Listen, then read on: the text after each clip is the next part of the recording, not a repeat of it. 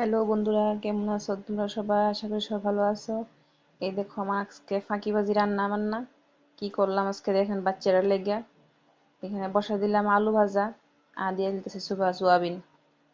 Soybean আসলো অল্প একটু, তো ছেলে পছন্দ করে সোয়াবিন। পনির আসলো অল্প একটু, মেয়ে পছন্দ করে পনির। তো দুই ভাগে কি রান্না করুম, এসব লেগে একসাথে রান্না করে নিলাম আজকে সোয়াবিন পনির আলু মিলে সব। আপনারাও এভাবে আপনার বাচ্চারা ফাঁকিবাজি দিয়ে রান্না করে দিতে পারেন। আমার ঘরে দুইজন দুই রকম বাচ্চা, একজন সয়াবিন খেতে পছন্দ করে, একজন পনির খেতে পছন্দ করে। তার লেগে আমি একসাথে রান্না করে নিলাম। যা, এই দেখেন আবার দিয়ে দিলাম একটা শুকনো লঙ্কা ফোড়ন, তেজপাতা দিলাম, দিয়ে দিব পাঁচ ফোড়ন। মাঝে মধ্যে এরকমই করণ লাগে, কি করুম। নিজের লাগে একরকম রান্না, বাচ্চার লাগে একরকম রান্না, দুই রকম কত রকম কয়বার করুম। তার লেগে একবারই রান্না করে নিলাম। দেখেন দিয়ে দিলাম জিরা ধনিয়া মরিচ আদা সব কিছু দিয়ে দিলাম, দিয়া কম ঝাল দিয়ে রান্না করুম, বাচ্চারা তো বেশি ঝাল খায় না।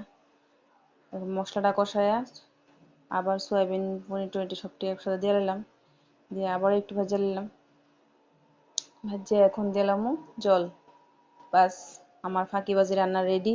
এই দেখেন একটু দিয়ে দিলাম একটুখানি চিনি, দিলাম একটুখানি লবণ, আর সবশেষে দিলাম একটুখানি ঘি। এই দেখেন আমার রান্না রেডি, আমার রান্নাও শেষ। আমার বাচ্চারাও খুশি, একজনের পনির ভাইয়া খুশি, একজন সয়াবিন ভাইয়া খুশি।